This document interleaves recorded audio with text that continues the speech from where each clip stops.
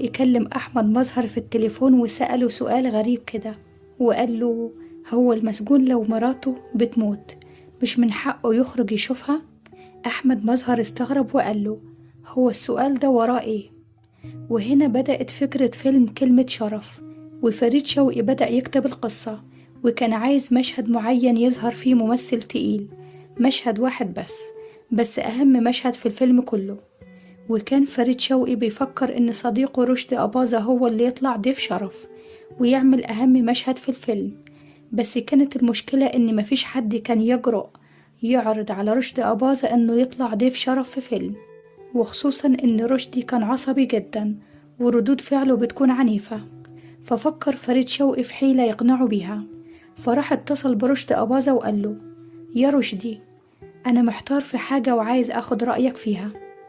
رشدي قال له: قول يا سيدي. فريد